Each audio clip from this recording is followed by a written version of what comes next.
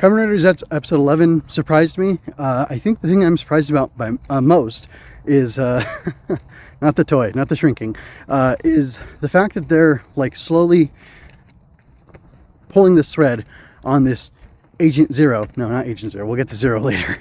Don't mess with Mr. Zero. That's what I have to say. But they're slowly pulling the thread on this Okada. I think it's his name. Okada, who becomes No.X, is an agent, and he has access to this Dream Gear stuff that our boy Baku was given by Agent Zero. So I think it's Agent Zero. So you would think that would imply that he was an agent himself. And somebody responded to my short from episode 10, I think, with a suggestion that No.X means number 10, No.X, number 10, No.X, which I thought was brilliant. Absolutely blew me away. And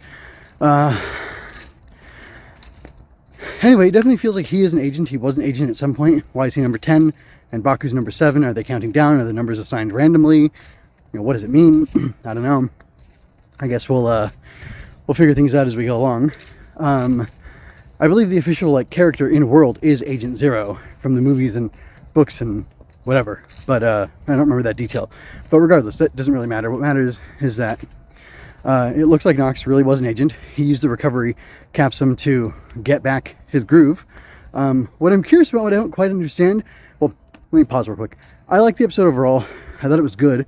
It was interesting because it did something, which is that it let the heroes think they had a win, even though they didn't. Well, they saved Baku, saved the guy, the victim of the week. He saved him from being killed, from the nightmare coming into the real world, and I guess sharing the national secret, whatever that is, which Agent Zero seems to know, but doesn't want to tell because it would endanger Baku somehow, which feels like a crock to me. Feels like something a liar would say. But anyway, he doesn't want to share what it is, and as far as we can tell, I mean, he probably knows. Well, no, he definitely knows. He says he knows, but what I'm saying is that Baku was able to save the victim and save him from the mold guy, who I figured out was mold, or they made it clear that he was mold, and I'm calling him Mickey Mold because he looks like a mouse mold guy. So Mickey Mold it is. Anyway, so in defeating Mickey Mold, he stops the nightmare from coming true. However, somehow, we don't know how, we don't quite understand what it meant, or you know how it's possible. Maybe it's another capsule of old that No.X had access to before. Somehow Okada was able to, I think it's his name, is it Odaka or Okada? I think it's Okada. Anyway, somehow he was able to encode the location or the actual belt in that suitcase with the capsule in those 3 paintings. So when he gained access to those 3 paintings and the memories of them by pouring that liquid stuff on them, he was able to combine them together in order to create the thing. So that means, I guess, that data can be encrypted in a way, and it can be encoded into a dream or nightmare, and then that dream or nightmare can enable that fragmentary memory, I think it's a Kingdom Hearts game, that fragmentary data to be turned into a physical object in the real world.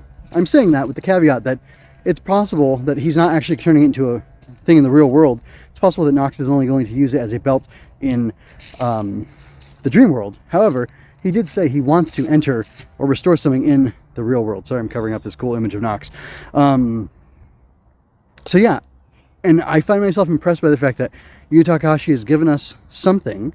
He's giving us crumbs. He's giving us something to follow in a forward progression, yet he's still slowly building the story in the background, which I've praised him for before. And look, yeah, that sword he has is encrusted. This thing's got the same encrustment on it, the belt, and that's interesting.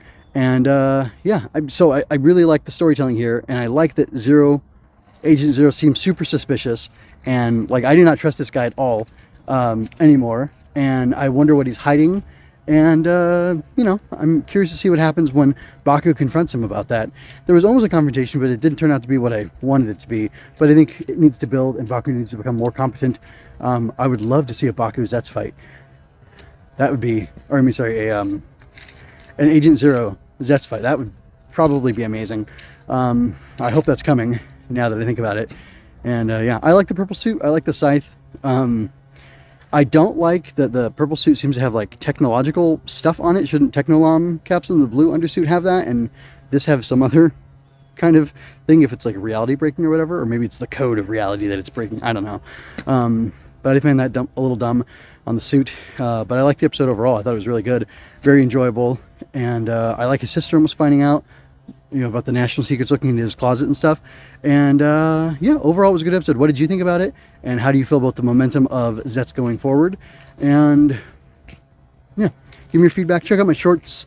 I've got good shorts. I'm wearing pants right now, but I have good shorts on YouTube that you can check out.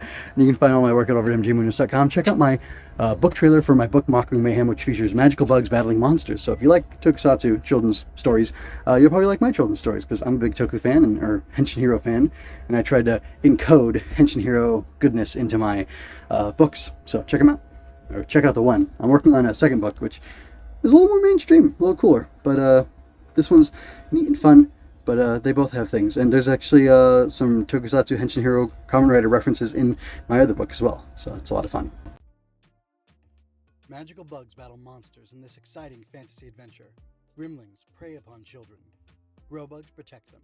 When a gremling finds a hidden growbug fort, the whole flock makes a surprise attack. How will the growbugs survive? Find out in Mocking Mayhem. Learn more at growbugs.com, where you can find out more about our mailing list, receive behind-the-scenes information, and get all the latest news on the Growbugs.